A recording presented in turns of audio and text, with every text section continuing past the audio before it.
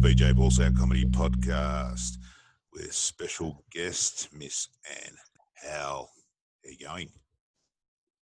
What, me? Oh, I'm good, Tom. I'm good. I've never done a podcast before, so I thought, is he talking to me? Is he talking to Geordie? Hello, Becky. How you going? That's all right. We'll blame that on delay. That's fine. How are you? I'm good. Can you hear us? Yeah, I can hear you. Yeah, I can hear you. Oh, wicked. Yeah. There we go. How have you been keeping with all this lockdown stuff? Oh, I'm bored shitless. I'm absolutely, really ropeable. Absolutely, utterly, completely, really fucked off with it. Have you got an idea of how beyond this I am? I think it's a whole... I could be here all week, all right, telling you what a conspiracy theory I think this is. This is all bullshit. I'm going off my nut. What can you do? I think I've got a drink problem now. Really, my liver is fucked. Am I allowed to swear? I'm sorry. Am I Absolutely. allowed to say liver? Oh, you can swear, don't worry. It's fine. No, do you know what I do? Every Saturday night, I'll go live for half hour on my Facebook page and have a right laugh with my daughter Yeah. and a few hundred people and just let rip there and get absolutely shit-faced. So other than that, no, I'm well, thank you. Yeah. Sounds like a good outlet. Yeah, it has to be, doesn't it? I've got to have one. I'm craving attention. I'm trying to stay relevant, Geordie. Jesus Christ, in Brisbane, for fuck's sake. They're all in bed at 7 o'clock. Jesus, this is the town that time forgot. Fucking hell. Anyway, sorry. Not that I don't love it. I do love Brisbane, but all they do is walk and sleep. They sleep all day, then they just get up in the middle of the night and go walking. It's really bizarre. It's like the village of the damned. Oh, God, yeah. But anyway, don't tell them I said that. It's all right. We'll erase it. It's fine. Anne's not from Brisbane, so don't worry about it. It's all good. We'll cover that one up. What do you... Okay, you mentioned conspiracies just now. Me and Benny have had many podcast episodes where we've theorised about what the fuck's going on. What's your take? Okay. I don't care who thinks I'm crazy because, one, I probably am crazy, and two, I'm a woman of a certain age. But I do Google quite a lot of the New World Order, the Agenda 21, the Barcelona Agreement. I do and have watched David Icke. I think he's a complete lunatic, but I think there's some substance to a lot of what he says. So do I think there is a pyramid, and at the absolute pinnacle, the zenith of this pyramid is a few hundred multi-billionaires, the likes of George Soros, who I'm sure you've heard of, the Hungarian-American billionaire, who I think is utterly evil, and I think they are going for a one-world government. And it's almost like the Western world or the majority of the world have been given a test and we've all passed with flying colours. I had no idea people could be so obedient and so easily scared. None of these bastards are asking questions. So everyone's laughing at me going, oh, it's crazy Anne, it's crazy Anne. You know what? At least I'm asking questions and I'm just not accepting all the shit. So that's my take on it. It's very questionable, very suspicious. The stats have been altered. It's all very, very strange. I do think there's a flu. Weird. I just think it's a flu. It's just another flu. Is it a killer flu? If you're 80, you're on your last fucking legs and you've got dodgy health, then yeah, it's a killer flu. Other than that, it's all tickety-boo as you were. Yeah. That's just my opinion. So you reckon it could be some sort of cleansing or, I don't know, some sort of silent war or something like that? Look, I've had various chats on Facebook with people saying that it's a bio war or it's a germ warfare. No, I don't think it's that. If it was going to be something like that, I think they'd be using anthrax or something that would actually kill you. This is just a flu virus. And it's all just very suspicious. I mean, I've got many friends in England, and they've got people there dying of cancer. And the doctors have actually put on the death certificate COVID-19 because there's money in it. All the hospitals are getting paid £1,300 for every COVID-19 case. So you'll say anything. If there's enough money, I can be bought. No, I can't. Everyone's got a price. So yeah, that's just one of the and I've got friends also who build cold rooms up here for Woolworths Cold, you know, and they were contracted by, it might have been, it's somewhere down the Gold Coast anyway. Not Nudgee, no, that's up the Gold Coast. It's somewhere down the Gold Coast, somewhere it starts with an N, by the council to build temporary morgues, which have never been used at the start of all this hoo-ha. So that's how gullible people are. That these, I'm really happy for my friends that they picked up this contract, but staggered that a local council will believe all the guff. So this makes me think there is this pyramid of knowledge, and even Trump, my hero, doesn't have a huge knowledge of what's going on, but he's very, very doubtful too. So yeah, that's just me. Now everyone thinks I'm a nutter. No, I don't think no. I'm with any, whether I agree with someone or not, but I agree with someone who questions more than what they get. Yeah. Because there's a reason why certain things don't go in the news, and a good example of that is, you know, like the Pentagon releasing UFO footage, and no one seemed to give a shit. If you spend 2 minutes on YouTube, you could have seen that footage already. It wasn't fucking. What footage? Sorry, what footage? There was footage taken from a scout flight in a jet from mid 2000s, and they were tracing something that was going at like ridiculous speeds, and it got leaked fucking years ago, and then the Pentagon released it officially. And what was it? A UFO? Yeah. Oh, okay. And then I don't doubt that. Yeah, no one gave a shit because it was already out there. So I certainly believe something else is going on. As to what it is, fuck knows. But are you staggered, Geordie, at the amount of, I mean, look, we could have I know how terribly left-wing the comedy community is, and I respect that, absolutely. So we may have very differing views. But you're a bright man, and do you not think, it's all very suspicious, and how obedient and compliant people are? Yeah, but people are stupid. That's the whole thing. It's like, oh God, I love you, Benny. I love you. If I was there now, I'd be sucking you off. Oh my God, that's it. You fucking got it in one, mate. I wasn't going to use that word, but oh yes. Okay, with a capital S, Benny. I don't need to be here, so I'm going to leave. And fucking hell. No, but you say it now. Geordie, I'm so sorry. He tantalised me when I was on stage, and he's doing it too, you know, over the phone. Benny, will you stop? He's got that it factor, Geordie. This can be some sort of fucking Me Too story for me soon. But, No, but did you see in Melbourne today? Like, what's happened is they've picked out these 5 or 6 different areas: Casey, Brimbank. Now, this is trouble. I think this is going to cause some serious bloody trouble, because now they're not allowing people to go out to different places to holiday. The kids are going on school holidays, and nobody's allowed. Oh, are they not bringing in martial law? Is that what you're saying? Well, it's a little bit of, I reckon it's sort of that little bit of martial law, in the sense of, and plus in Victoria they're going to actually get the army to help out, so they're helping out. That's martial law. Absolutely, that's it. Yeah. There's something like 3,000 troops coming to Melbourne to help stem, or whatever the fuck that means, the spread. Oh, stem, bully, put whatever word you want to put on it, Geordie. I'd say bully myself, but anyway, stem. Sorry, carry on. Yeah. Nah, fuck knows. It's terrifying. It's terrifying. And up here, frankly, I would love to slap the shit out of Anastasia Palaszczuk. My heart breaks for all the businesses that primarily hospitality have gone to the wall because of this scaremongering, and they're trying to look relevant and like they really care about us, when we know all they care about is the next voting booth poll. These leaders, these so-called leaders, it's disgusting. Yeah, there's a bit of that going on.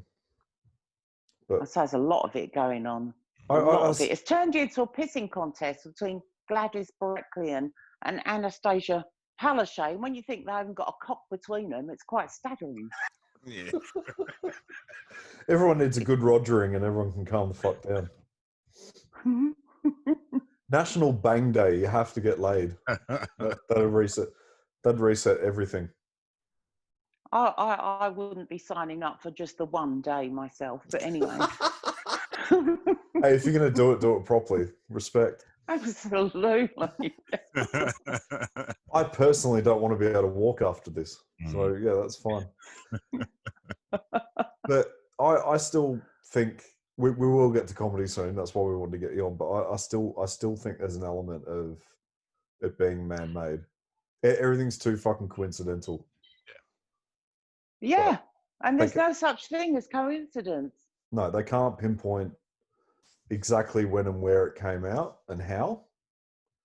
And yeah, I don't see how it's not man-made, to be honest. Do you know what I don't understand? Now, this is where I'm willing to put myself on the line and look and sound ignorant and stupid, okay? So bear with me here, because you guys are significantly younger than me. So where I'm going is that I've been on this planet for 60 years, and history was one of my favourite subjects at school, which I was extremely good at. Up until Google, I'd never heard of the Spanish flu. I'd heard of the bubonic plague, and I remember saying to my husband, who's an incredibly intelligent, well-read man, and I said about 10, 15 years ago, did you ever hear of the Spanish flu? He went, no, not until Google. Spanish flu isn't the Black Plague, is it?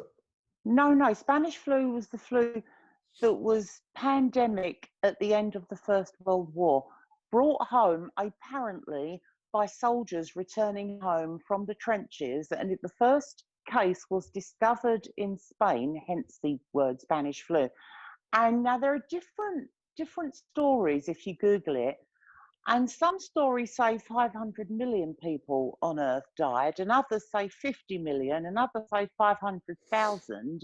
But it occurred to me the other day, I couldn't sleep.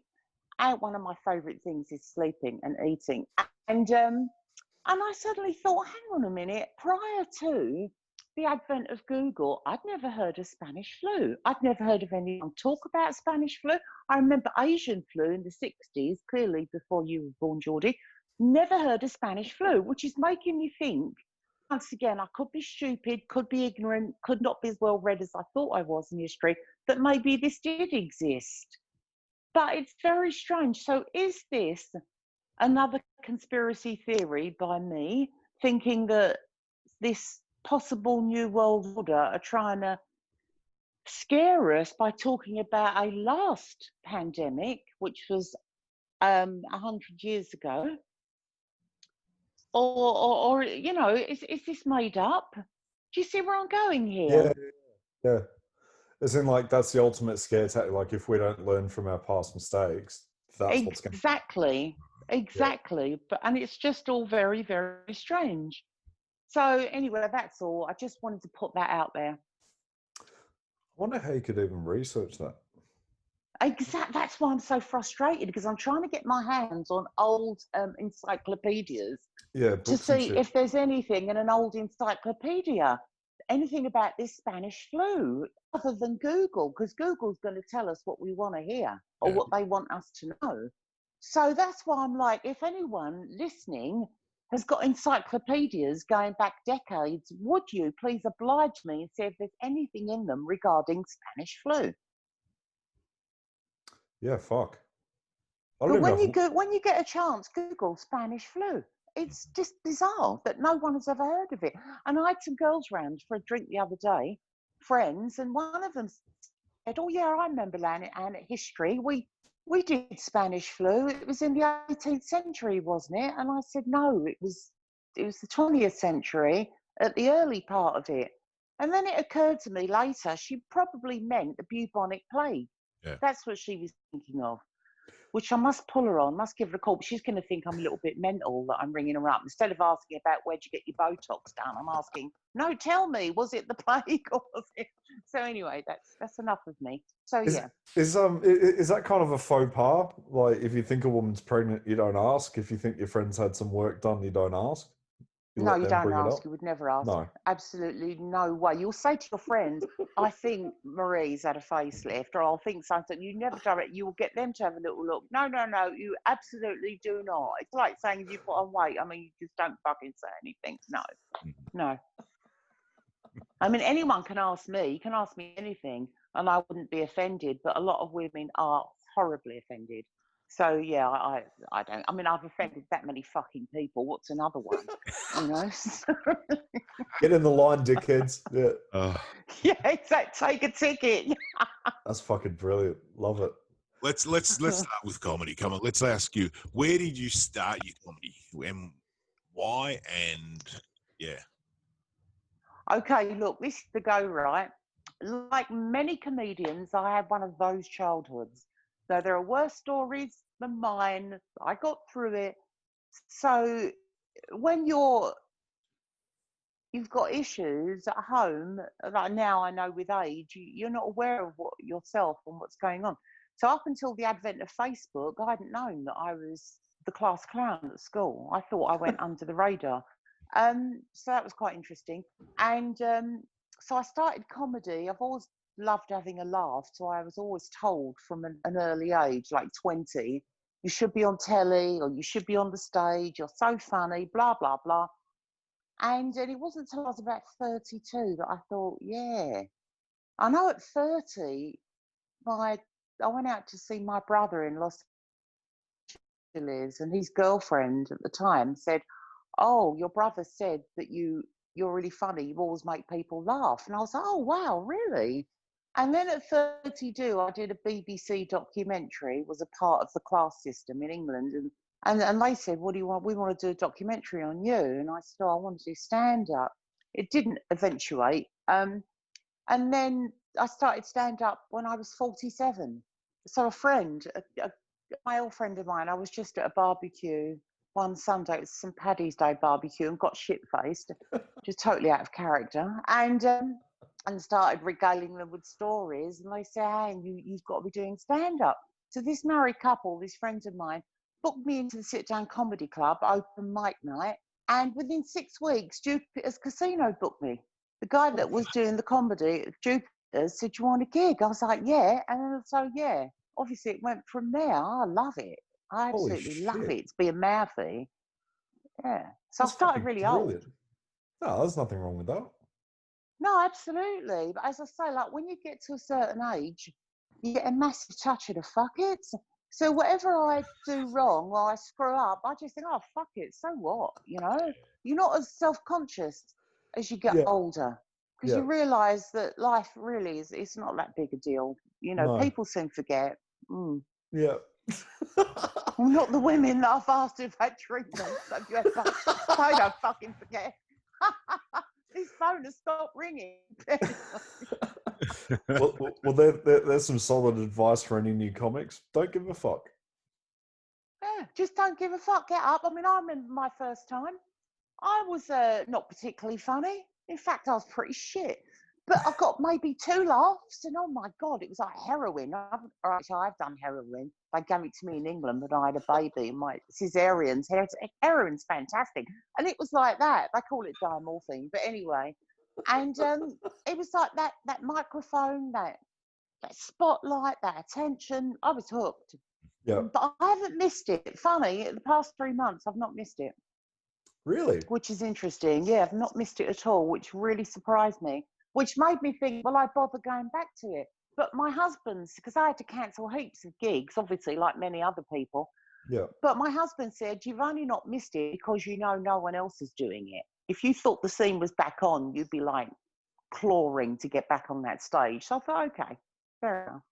Well, from talking to you when I met you at Death or Glory, you sounded quite busy. So could it be this is the first time you've had some downtime for an extended period? In 13 years, this is the first time I've ever had downtime from comedy. I've never gone more than 3 weeks, and that's the Christmas period. Yeah. So I've never gone more than 3 weeks without doing a gig. And this 3 months has I've turned into a bit of a sloth, if I'm honest. I've not missed it at all. Because some nights you just don't want to have to put your makeup on. You know, by the time I've got through the day, got the husband's dinner on, put my makeup on, gussied up, then I have to drive down the Gold Coast or into Brisbane's not too bad. And you just some nights don't feel like it. But then when I do it, I've really come back on a high. You know, I've had a good night. It's been fun. So, yeah. But no, I've not missed it, which has really surprised me. Oh, it could be a bit of both. You might. I think everyone's going to come back absolutely swinging, like, better for it, because I think everyone's going to have time to reflect on, you know, I always wanted to try that, or I always wanted to do this bit, like that kind of thing. And I think everyone will come back for the better. Do you think so? I think it's really scary. If I was a comedy club owner, I would be very nervous about booking acts because we're all going to be so rusty, so utterly rusty. I mean, I said 3 weeks, but in actual fact, about 6 years ago, my brother died in London and I was there for 5 weeks. And I had a gig the first week back here and I was very rusty.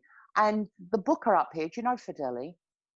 Fideli yeah. Cresci, great guy, owns a sit-down comedy club and runs a really tight ship up here. He is really emphatic. You have to be on stage regularly before he'll book you. So I think he's probably wondering, wow, what do we do? And I'm trying to get back on the open mic circuit here, ASAP, so that I can get rebooked by the Sit-Down Comedy Club and by Base Comedy on the Gold Coast and probably by yourselves in Melbourne or whomever. So yeah, I want to. If I do get back, as soon as I get a gig again, I'm going to be bang out there, groveling to get some stage time, just to hone my muscle. Yeah, well, the door's always open at Death or Glory if you can come down. So don't worry about that. But thank you. No, you run a really good show there. I appreciate that. You absolutely won over half the comics that were there, well, the ones who stuck around. A few of my mates were in the audience, so like, you need to get that Pommy lady back. And one of the bartenders was like, "Where is she?" I was like, "Oh, she's from Brisbane." She goes, "Fucking fly her down." I was like, "Yeah, with what fucking budget?" But yeah, you left an absolute impression. I'm dying to have you back when things go back to normal. But yeah, door is 100% always open. It was a lovely crowd. It was a nice room. You run a really good room with the music, with yourself emceeing, with the crowd, you could tell the respect you have as a comedy room runner by the lineup that you had on. That told me a lot. Can you tell Benny that? Because he's got no fucking respect for me. Oh, fucking hell, Benny. I'm going off you by the second, you Hey, take it easy. You were loving me 5 minutes ago. I'm just teasing. I just wanted to say the cunt word.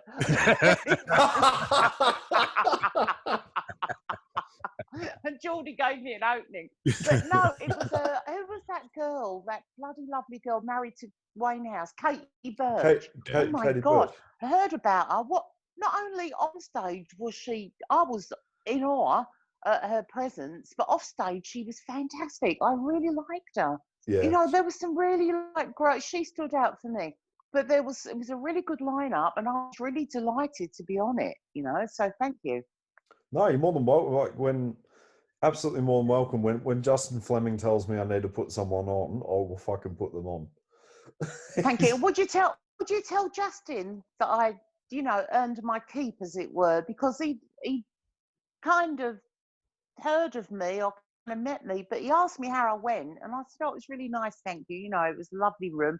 Obviously, I didn't blow smoke up my own arse and go, "Oh, I was fabulous." I hate it when people do that, but yeah. So yeah, me too. No. I chat to him all the time. As anyone who knows Justin Fleming, he goes in and out of contact, but when he's in contact, I call him maybe once a week or something, and yeah, definitely had a chat about you. But very, very thankful for the recommendation, because that was a brilliant night and you really added to it. So thank you very much. It was mutually beneficial for both of us. You're more than welcome. I had a really good time. I had some friends in the audience, got to meet you, got to meet the gorgeous Benny. Happy days. We're going to have to charge for this episode, I think. I think so. I don't know what we're going to call this one. Fucking hell, this has gone off the rails in a way I wasn't expecting. Oh, really? Is it not normally like this? I've never done a podcast before, so I've got no idea. No, Is it my no. use of the C word? Oh, Yeah, no, we have. It's gone off the rail many a time. Yeah, no. These are our favourite chats. Like, we don't script anything. We've got a couple questions that we ask every comedian. You know, what have you been up to? How'd you start? I kind of found. I kind of got the impression when I saw, because I've only seen you once, and obviously when you're running a room, everything's a bit of a blur, but I kind of noticed you touch on a lot of family topics and nothing outside of the ordinary. Like, everything's very personal to you with your material. Is that how you write? Things just happen and you put a spin on it, sort of thing? Or I don't write, Geordie. I did try, literally sitting down writing. Yeah. And it dies for me. Once I've read it, it's just not funny. So what it's serious, it's not. I don't, you know, but what's he, Damien Power, who's a good mate. Have you met Damien Power? Not yet, no. Great guy, really successful comedian up here, super successful.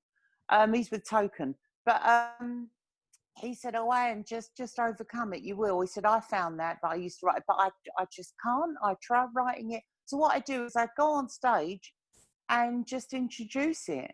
And if it works, it works. And if it doesn't, it doesn't. But I wish I could sit and write and be really clever. You know, like in this COVID nonsense, you see the other comedians going, oh, I've written so much material. Fuck that, I haven't wrote nothing. I might have wrote a shopping list. That's as far as I've got with writing. Fucking sit and write. No, I couldn't do that. No. So I do, and I'm not good at, you know, some of these MCs, they get up and they just bang, they're straight on it, talking about the news and whatever. I'm not really that clever, but if it's anything to do with cock or Phil, fuck me, I'm fantastic. I'm like Einstein. Honestly, it's kind of sad, really, that's when my brain's tuned in. But if you're thinking it, I'm saying it. No, that's not fucking sad at all. No, nothing wrong with that. I've got lewd humour. It's lewd, and obviously there's not a lot I won't say. So no, I just like being know. really Yeah. naughty. Do you have like trigger words or things that you sort of, I mean, obviously dick and all that sort of stuff, but as in, do you have sort of, besides your topics, I mean, do you have sort of like trigger words that you sort of start to put your story together on stage, or is it whatever comes to? Okay. No, just whatever. I wished I had. I must write that down, trigger words, whatever the fuck that means, Benny. But yeah, you know, no. Take it easy with your big words, Benny. Yep. Sorry. And I love talking to the audience. Yeah. Because if you can get a rapport up with someone, because if you ask the right questions, you get the right answers. Yeah. You know, so if you can get a rapport up with an audience, and that's, I think, the most fun, as you know, when you're on a roll with someone. And generally, if someone sits in the front, I generally know they're going to get picked on. They're up for it. Yeah. Yeah. So that's hopefully, I love emceeing because I can have a really good time with the audience.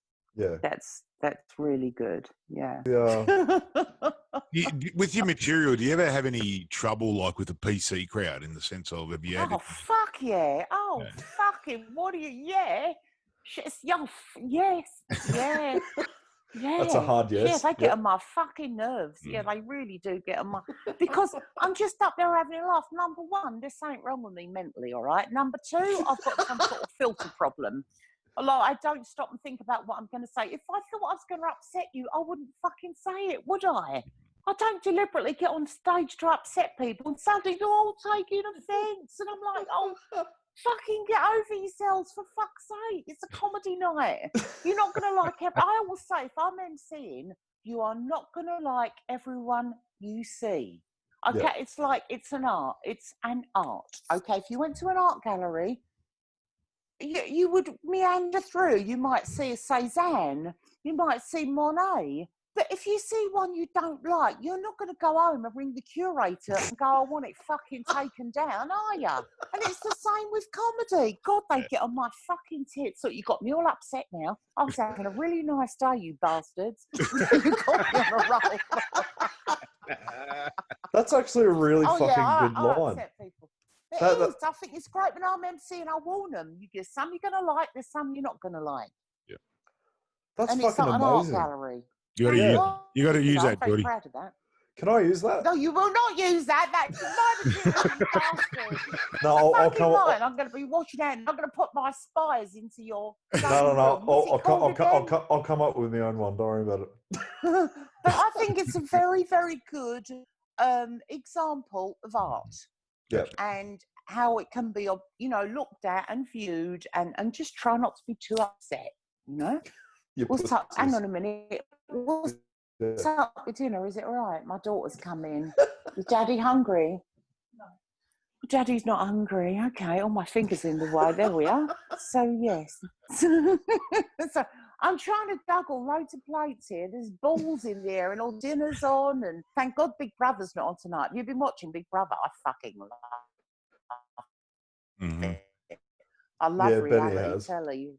Have you been watching Benny? How great is Angela? I love Angela. It's very good. Benny, hello? That's a no comment. Oh, look at that. That's a no voice. comment. Good. Hello, darling. You've got one of those, like, middle of the night, dark alley voices. Hello, darling. Get your knickers off. Or a thrashed out porn star voiceover actor. Yeah. Absolutely. Yeah. If you had a big donger, you could be a fucking billionaire. What do you mean? If I had a big donger?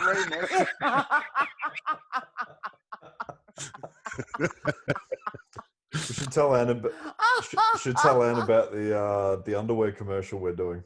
Yeah, we're going to do a. I don't know if you've seen those commercials for that Step One. Step One underwear. No. Yeah, there's like an underwear company. So yeah, we're going to do a. Oh, Bonds and Calvin. Yeah, kind of like Bonds, but they're better and more expensive, but they look way more comfier. Yeah.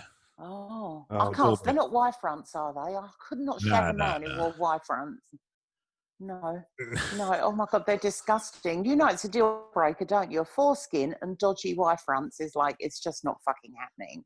No, this is back in the day when I was young and firm. Obviously not now, but I'm happily married. well, that's me out. Yep. All right. Even if I was on my own, I'd be fucking lucky to get a bit of cock. With all these fucking restrictions and everything. Oh my God, you've got no idea. I've got gallons of lube upstairs going off. Has he got a sell-by-date lube? I always went by the rule: if you needed lube, you're not doing something properly. So I wouldn't know. I absolutely agree.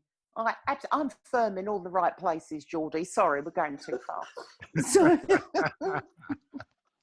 I was going to say I'm moist too, but the moist upsets a lot of people, doesn't it? That and cunt.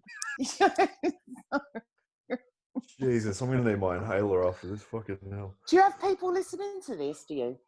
Oh, not live. Not live. No, not live. But oh, okay. So you can edit it. You can just put in the bit where you go, hello, Anne, and I go, hello. You have to edit everything else out. No. Oh, we're not editing this. Fuck no. This is too good. Is it visual? Will they see me with my makeup on, or is it just so verbal? We've got a that's good. YouTube channel, and we've also do. What earrings and everything? Look, I really dressed up for you. I didn't put a low cut top on because I've got saggy old titties now, and frankly, it's just too cold. It's not the climate to be looking at my fruitness. So, Sorry, is it obvious that I spend a lot of time on my own? I haven't fucking shut up, have I? This is going to get cancelled. Someone's going to be like, oh, yeah, you can't talk to a woman like that. No, all good. What do you mean? We can't talk. She can't talk to us like that.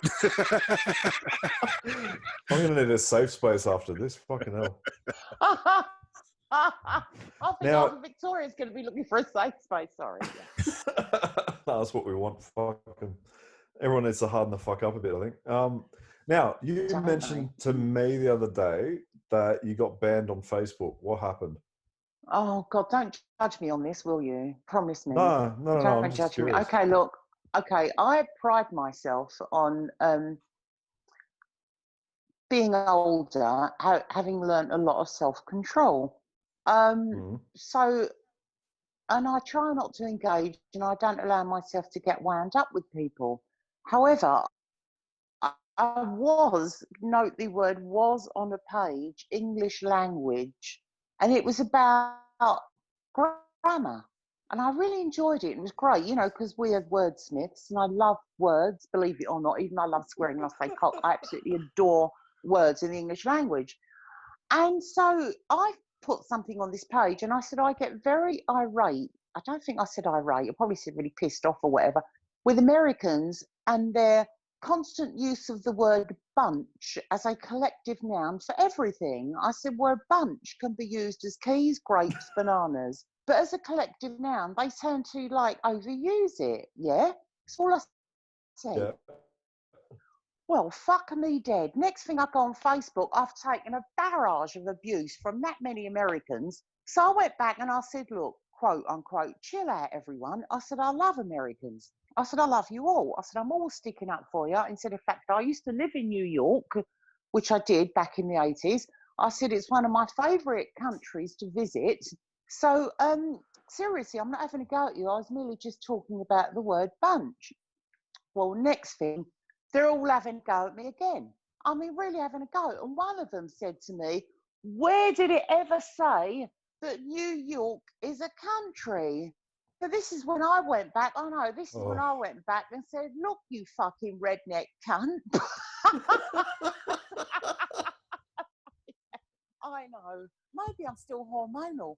Maybe I've still got hormones and I'm still like, you know, maybe these ovaries are still raring to go. But I lost my fucking shit. So I've got a 3-day fucking ban. So yeah. Oh, and I took myself off that page as well, because obviously these people have got no understanding of the English language. But what can you expect, for God's sake? They eat fucking spray cheese. Dear oh Lord. So yeah. So that's what happened. Oh, absolutely no judgment from me. That's brilliant. Not at all. That's what happened. Fucking Yanks. No, I love them. I think they're all right. They don't travel well, God love them. But in there, have you been to America? Oh, when I was about 14, yeah. Okay, I just say, we're supposed to go for another month in August, my husband and I. We love America, love the Americans. They really are bloody nice people. Not when they're travelling. As soon as they've got a passport in their hand, they turn into dickheads. But in their own country, they are phenomenal. They are hospitable, they're friendly, they're beautiful. And on Facebook, they're wankers as well. Yeah, with a passport and on Facebook, arseholes. Arseholes, one and all. Yeah, that's that. Said my piece. Have you done any gigs in America? No, I haven't. I did try last time I was there, but it's almost impossible to get on. I was in New York for a week. I was in LA for a while, just like travelling through. So no, I've never done gigs anywhere except in Australia. But what I'm going to change my thing, my write-up. What's that thing when you write about yourself? What's it called? Bio. Bio, thank you. Sorry. I'm going to change my bio and I'm going to say, Anne has made people laugh all over the world. Now, it's all open to interpretation. If they want to think I fucking got on stage and made them laugh, they can. I mean, I've had a laugh in every country I've been to. So I'm going to change it because it's open to interpretation, isn't it? So if you read on my bio next up, Anne has had a roaring in the aisles, that will mean the fucking supermarket aisles, all right? Not the aisles as in a stage. So it's just read what you want into it. Okay, I'm going to do that. Oh, everyone lies on CVs, so fuck it. Why not? Well, I didn't, but I'm going to start. I'm going to start big style, seriously. I am. I'm going to start because I read some people and I think, get fucked. You know, so I'm going to start all that shit. I'm going to tell them about how I was at the Palladium, how I was at the fucking, some big, and they don't know I was stood outside reading a billboard. I'll just say last time I was at the Palladium. Do you know what I mean? The Albert Hall. Albert Hall getting a taxi, but yeah. Yeah, exactly. I'll just say when I was at the Albert Hall, there were thousands there. Yeah, to see Robbie Williams.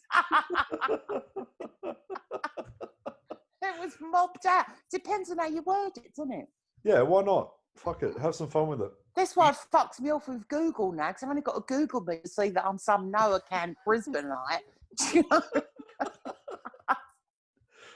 Do you want to do any gigs overseas, like in you know, in America, in England, and that? I'd love to. Yeah, of course I would. I'd love to. Yeah. Yeah, absolutely. I wouldn't mind going to Asia, having a giggle. They're the best, the Asians. I fucking love them.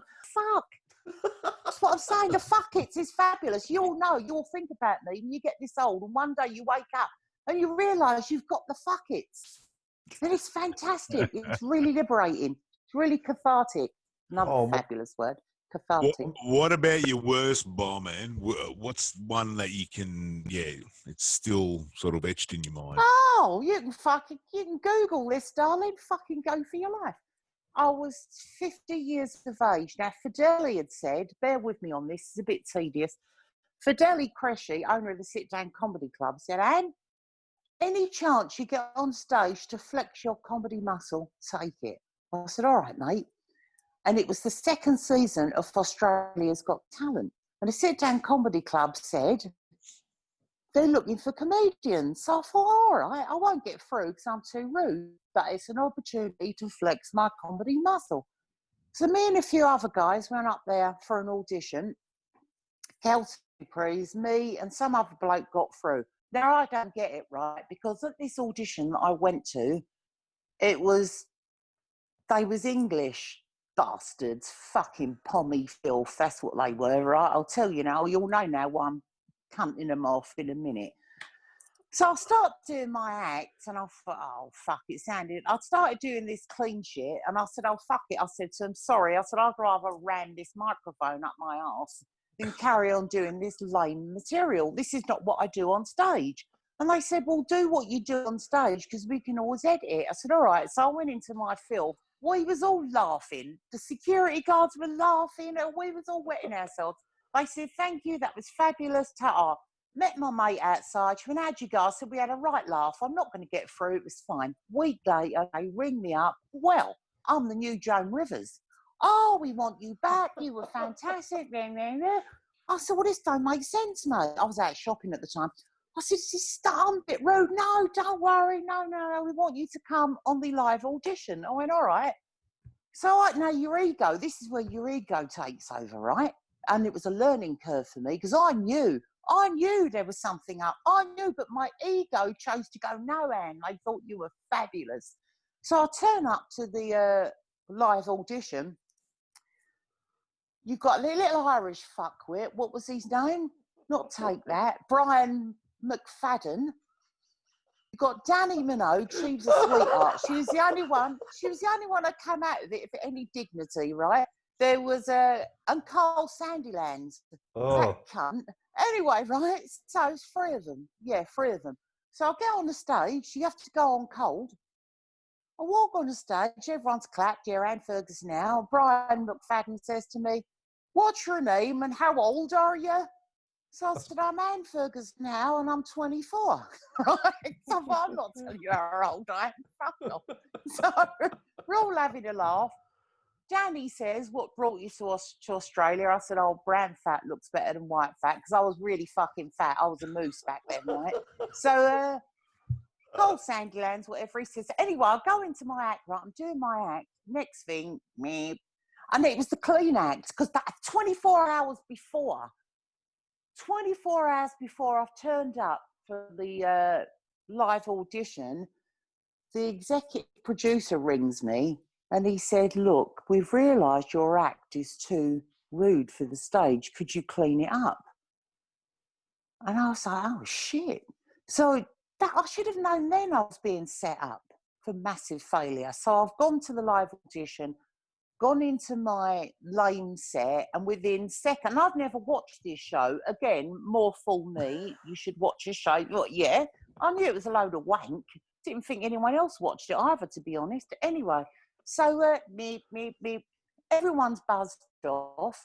So, that's it. Can I just go back to the beginning? So when Brian McFadden said to me, how old are you? And I said, 24. So Carl Sandilands buzzed in and went, no, we don't want to know your dress size. We want to know your age, which was super spiteful. Now, even though I've got a sense of humour, even though I'm a woman of a certain age, it really hurt. Yeah, he's a But I fat thought, cunt. He let it can't say go, that. just let it go. And talentless as well. But I thought, let it go, let him have that one. And everyone roared. Oh, how they fucking laughed. Anyway, right? So when it comes to Brian McFadden, when he's critiquing me, he wasn't too nasty. He was quite nice, actually. They just said, oh, you know, we'd heard enough about you being fat and blah, blah, blah, and blah. That was fine, okay. Danny Minogue said, I really enjoyed you off stage or before you went into your act. Fair enough. Kyle looked at me and said, now this isn't verbatim, but it was along these lines, all right? He said, what's it like being fat, ugly and unfunny? And it was like a punch in the face. You got 3,000 people laughing their heads off at you, not with you. And I just felt like a cornered animal. It was awful. So about 9 months prior to this, he had been suspended from his radio show. You know, the Vile and Skanky Ho show that he's got in Sydney. Sorry, Kyle and Jackie Ho. Sorry. Oh, she's a dumbass. Yeah, I don't know how she's on radio. Sorry, I don't know where that came from. Anyway, so sorry. Anyway, he'd been suspended because they had a segment on the show of tell us your first sexual experience. And a girl of 14 went on the show and told them how she'd been raped. And they kept her on talking, which was shocking. So he got suspended for... So when he said this to me, fat, ugly and unfunny, I flew back at him and said, well, it's very easy for you to sit there and get a cheap laugh at my expense. I said, when was the last time you talked to a little girl about rape? And he went, whoa, his mouth fell open. Unbeknownst to me, Brian McFadden's got a massive crush on him, and Brian's saying, get off, get off, get off. And everyone's booing me now because I've had a go at their lovely Kyle. And Brian's just going, get off the stage. And I've backed away. They've cut the sound. It was unbelievable, mate. It was unbelievable. I'd love to get my hands on this footage. And I said, no. I said, I'm not getting off. I said, it's so easy. This is where I swore. I said, if this is bullshit, is what I said. I said, you lot like handing it out, but you can't take it back. And that's where I cut the sound. So the only word I said was bullshit, because there were kids in that audience. They've never shown any footage of me swearing because it all went mental. It all went viral, went right around the world. It went mental. I was on the front pages the next day. It was fucking mental. Fuck. But what pissed me off was Brian walked off the stage, came up to me. I thought he was going to hit me. I was actually scared. He ripped his mic off his head, looked at me, whispered, why don't you fuck off back to England? Now, to his credit, when that went, and I told the newspapers what he'd said to me, he actually admitted it. He could easily have said, no, I didn't, but he did admit it. He said, yes, I did say it. So anyway, that was my worst gig, since you asked. You didn't expect that, did you? Fucking hell. Isn't that a blinding story? Isn't that fabulous? That has set the bar for worst bombs in the podcast. It was pretty bad. It was pretty bad. I mean, I came home from that audition, for want of another word, in a total state of shock. I don't know how I drove home. And got into bed and cried for 2 days. Fuck. And I'm an hard-faced cow. It was so painful. It was so humiliating. But fortunately, it didn't go to air till 6 weeks after that occurrence. And I talked about it to friends, and I'd grown up. You know, you move on. But it was pretty bad. It was a pretty shabby way to be treated. So-called professional show. They've upped their game since then, but it was pretty. But I was just grateful that Brian McFadden admitted that he told me to fuck off back to England, because the next in line behind the curtain with me was an African gentleman who whistled into a leaf. That was his trick. Would anyone have said to him, fuck off back to Africa, and gotten away with it? No. Absolutely. So it really shocked me that it was okay to be white and be abused, and fat and be abused, and be old and be abused. I don't think I'm ugly, by the way. or talentless. I think I'm gorgeous. But anyway, she's gorgeous. Yeah. Gorgeous. And anyway, I wouldn't have sat on his fucking face except to fucking fart in it. But anyway, sorry, excuse me. So anyway, yeah, that was it was very poor behaviour on the part of Channel 7. Wow. Yeah. How'd you bounce back from that for your next gig? A normal actual comedy gig. Like how long did it take, and what? 24 hours. Once again, ego. Once again, if you know you're funny, if you know you've got talent, you have to toss it aside. I said to my husband, "What's my success rate?" He said about 90-95%, which I probably agree with because he's very honest with me. Yeah. So I know I can make people laugh. If I didn't think I was funny, trust me, I would not get on that stage. I would not do it. I just couldn't do it. And I know, and I love it up there. And if you're loving it, they're loving it. So yeah. I had, within 24 hours of that going to air, I was back on stage at the Sit Down Comedy Club performing. So I'd been booked. And you have to go on knowing that you've been on the news, that you've been on Current Affair, that you've been on Today Tonight, and you know they've seen it and they're watching you on stage that night. But at least I get to prove that, you know, that was just some dumb TV thing. And yeah, you know, in real life, I do all right. So yeah. That's fine. Once again, ego. It was a good learning curve, but it galls me to think that they got away with saying I swore when I didn't. They had no footage having to beat me out of me going mental, effing and blind. There was no footage of that, which is what they could have shown, surely. Yeah. And beeped out my bad language. There was none. So I was a bit cross about that, but they got to edit it in their favour and they weren't fair. Yeah. So was I shit that night? Absolutely. Was I swearing? Bloody no. I was not, apart when I said bullshit. I did say that. Yes, that was my worst gig. That's not a swear I word. agree. I don't think it's a swear word either. Fucking cunt are swear words, aren't they?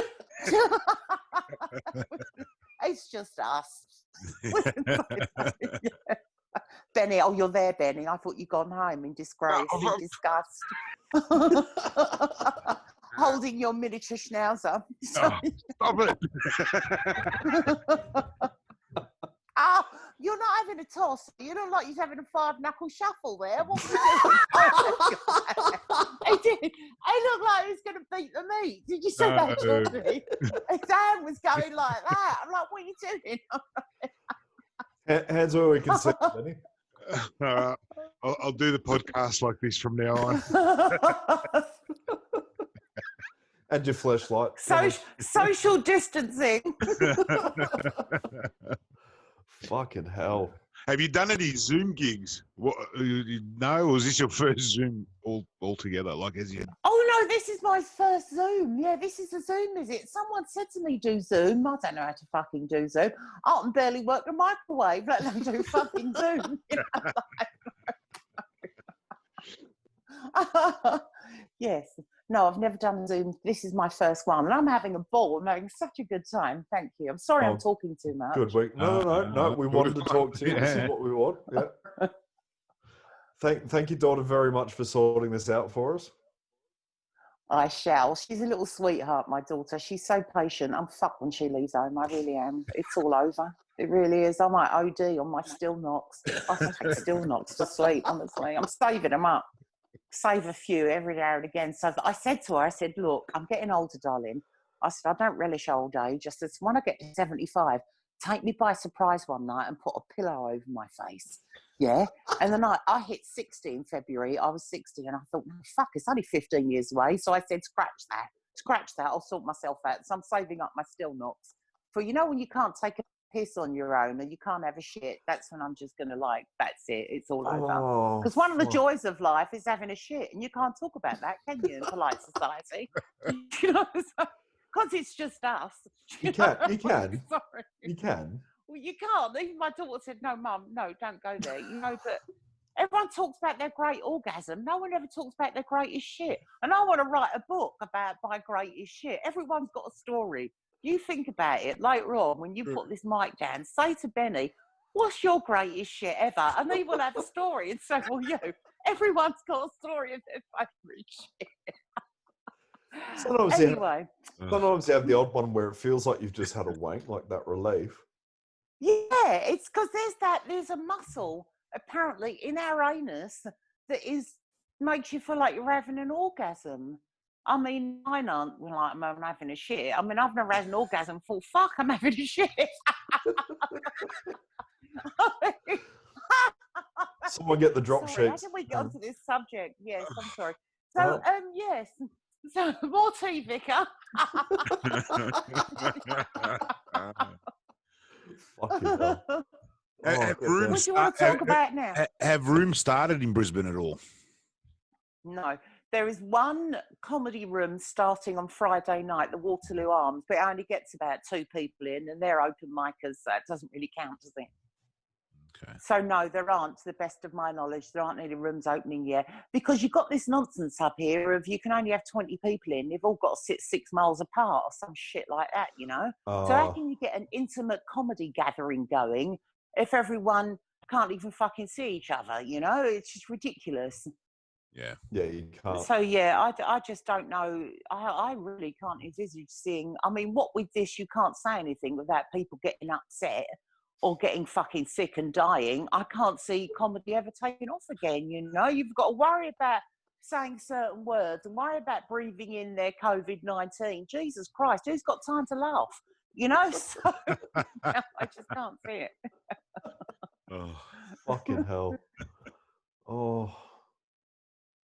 Oh, fuck, I needed a good laugh today. This is brilliant. Oh, I'm glad you've enjoyed it. I've had a bit of fun too. I've got a moussaka in the oven. I'm very excited. I made it myself. What? Moussaka. It's a Greek dish. It's like a Greek lasagna. Yeah. Ooh. Someone said to me, "You Greek?" I said, "No, but I've had Greek in me."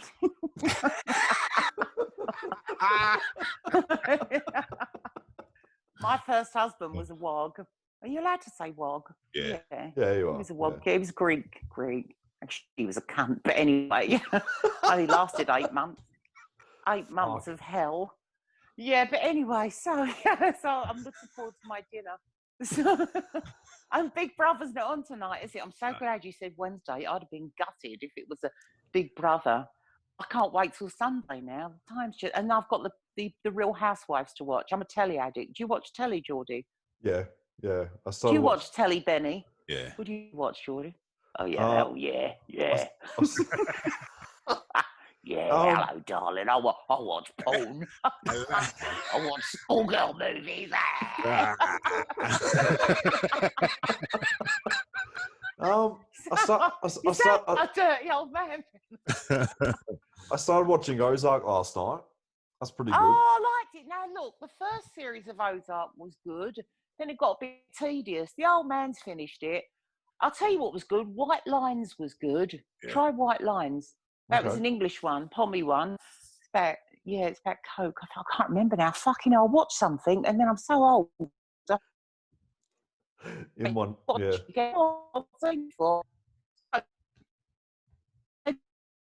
You know, anyway, where were we? Hey, what do you like watching? Popcorn films. I didn't hear it. What do you like watching on telly? Porn.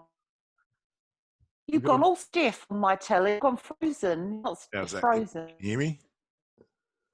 Yeah, I can hear you now, but you're not moving on my screen. You died. Are you all right? No, I'm still here. Okay. You stop moving. What have you done? What was the This is question? very strange. Oh, you're moving again. Oh, that's good. Yeah, you went all stiff. Like, Lucky I wasn't set in or something. I was just saying about TV. So, what do you like watching? You like watching blokey stuff, I suppose, don't you? Oh, no, not really. I watch White Lines. Big Brother. I've watched that. Geordie hates that I'm watching that. So No. I want to go. I want to go on it. No, I don't want it. Oh, you want it? Are you mad? I like watching it. You know what I get pissed off at? The people that sneer at us, that look down at us for enjoying watching reality telly. Let me tell you something. This is my argument, right? It's no different to being an anthropologist, okay? if we went to the zoo, where's our favourite place at the zoo? Where's your favourite place? Snakes. Oh, fuck off the snakes. The ape house. Apart from the snakes, the ape house. We love watching the apes. Yeah. Anything simian. We like, you make me right. And when I was a little girl at London Zoo, they used to have the chimps tea party. Did you ever have the chimp tea party at the zoo here? No. The chimp tea. And you know why I love watching it? Because they're fucking like us. Yeah, it's like watching us. You ever see the big fucking silverback gorilla sitting back like a bloke with one leg over the other, his hands behind his back? We love watching the apes. It's like watching us. So, watching reality telly is no different to David Attenborough being out in the bush watching silverback gorillas. And also, the because I watch all the Real Housewives, this is my theory, yeah, I'm on a roll now. The women that you dislike the most are generally the women have got traits that you've got yourself that you don't like about yourself, and that's why you don't like those women. It's fascinating because I've watched and I thought, why don't I like so-and-so? I think because she's always da-da-da-da-da, and I thought, that's what you do, Anne. You do that. And that's why you don't like them. So next time you watch Big Brother, try to really object. The person that you don't like, the person that watches you up, look, think, what don't I like about them? And chances are it's a trait you actually have yourself that you don't like about yourself. I'm just saying, that's my, is he taking a fucking piss out of me, Benny? Is Jordan taking a piss? You over lean in and slap him. I'm telling you, it's true. Benny, make me right. It's fantastic. Watching humans interact, watching humans being devious, the machination, it's fascinating. Absolutely fucking fascinating. It's like watching the It Girls at school or the Alpha Male. That's right. How they bounce around. It's like watching them. It was fascinating. It Yeah, really is. So that's why I enjoy watching the human nature of like how evil people can get. You know what I mean? Like you sort of watch it and you go, they play all sweet and innocent and they just turn evil. You know, like in everyday life, they're like, oh, I wouldn't hurt a fly. I'm PC. I'm woke and all that bullshit. And when a little bit of pressure comes, it's like fucking fuck that. I'm going to be a total cunt now. You know. Exactly. The evil comes out. When you throw a dollar into it, $250,000 far out, then you're really going to see some machination. I bet you love watching Survivor too, don't you? Yep. I love Survivor. I'm an avid fan of Survivor. I love it. It's fantastic. And the prettier the girls, the more sneaky and bitchy they are. If they're really pretty people, it's true. Don't trust a pretty girl, them sneaky bitches. And if they're quiet, never trust a fucking quiet bird. Never. All you guys get packed by pretty. I'm so girly and petite and dainty. They're cunts, all of them. You want big, loud birds like me. At least you know what I'm doing and what I'm up to and what's in my head. No, I can't stand sneaky, quiet birds. Can't stand them. Yeah, and blokes, good-looking blokes. I can't stand six-packs on a bloke. Stomach it. For a man, you haven't got gut. You ain't a real man, in my opinion. Can't stomach it. Fucking six-pack. Anyway, sorry. Yeah, sorry. I'm learning so much about women tonight. This is brilliant. Oh, I'm telling you, really, real women. Yeah, we're not into this silly boy. I mean, if he's what's the word? So busy wondering about his abs. He can't be much of a reader, can't be much of a doer. He's a shallow tosser, isn't it? Just saying. Yeah, agreed. We've got a really bad line, Anna. Yeah, we have. And sorry, yeah. There we go. So can I go and have my dinner? Look at the You can go have your moussaka. Thank you very much. Thank you so much for coming on.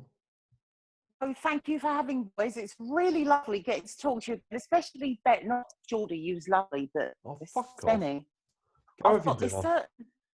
No, seriously, no. I think if I had to have a threesome, it would be us three. Okay, I'm just saying, just putting it out there. Using to wriggle the old hand, because if I wasn't happily married, I'd be down there. I'd hire a plane. I would charter a jet. That's what I'd do in these trying times. I would get over the borders by a crook. But anyway, it was lovely talking to you both. I'll see you both again. Thank you, Anne, again. Much appreciated. Okay. Bye, darling. See you. Jesus Christ. See ya. And how everybody.